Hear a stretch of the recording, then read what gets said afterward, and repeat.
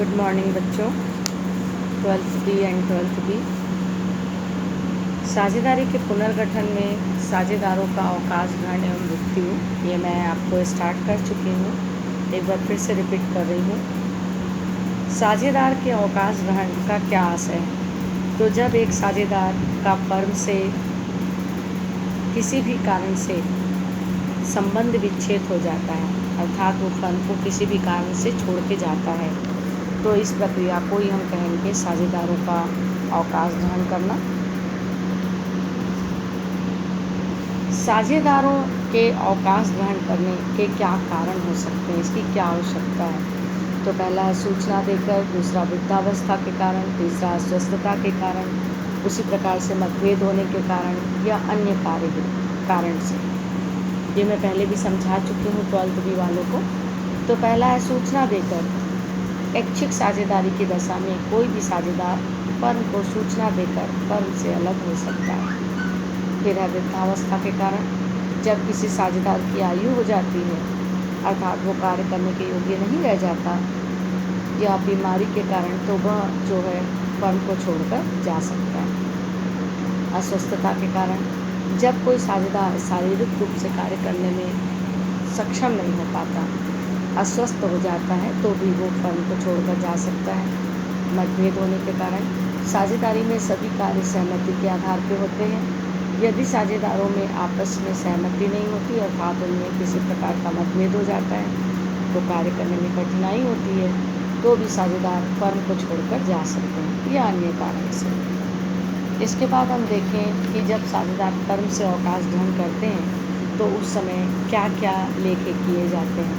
तो पिछले चैप्टर के जैसे सबसे पहले लाभालाभ अनुपात की गणना, दूसरा ख्याति का लेखांकन, तीसरा है अवितरित लाभ एवं संचय कोष का विभाजन, फिर है संपत्तियों एवं दायित्वों का पुनर्मूल्यांकन, पांचवा रहेगा निवृत्त साझेदार को देय राशि की गणना, और लास्ट है पूंजी का समायोजन। सबसे पहले नया लाभालाभ अनुपात की गणना। नया लाभालाभ अनुपात की गणना में 2-3 तरीके हैं, जिसमें पहला, जब से साझेदार अवकाश ग्रहण करने वाले साझेदार का हिस्सा उसी अनुपात में प्राप्त करें जो पहले था।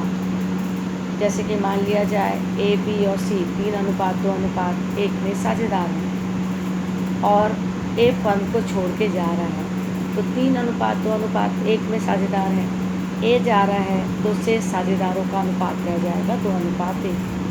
इसी प्रकार से कोई भी साझेदार फर्म को छोड़ के जाएगा, तो जाने वाले साझेदार के भाग को आप हटा देंगे, तो आपका नया अनुपात निकल के आ जाएगा।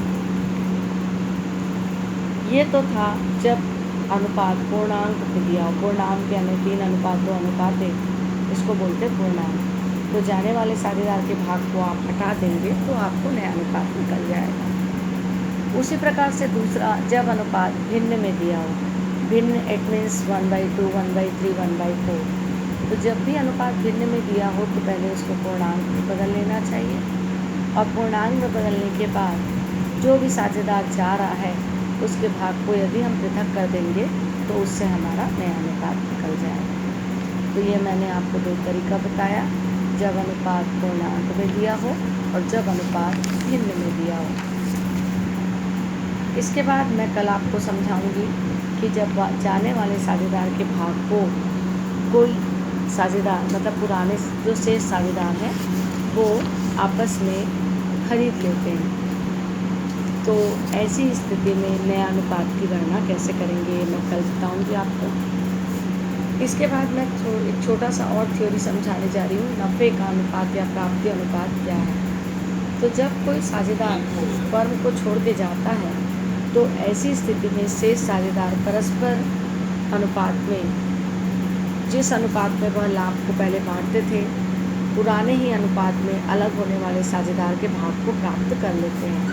तो इस प्रकार का नफ़ाया, ये जो है नफ़ाया प्राप्ति कहलाएगा, अर्थात विद्यमान साझेदारों का लाभ पूर्व की तुलना में बढ़ जाता है, तो वो नफ़े का अनुपात है। नफ़े के अनुपात का एक फॉर्मूला बनता है, नफ़े का अनुपात बराबर नया अनुपात माइनस पुराना।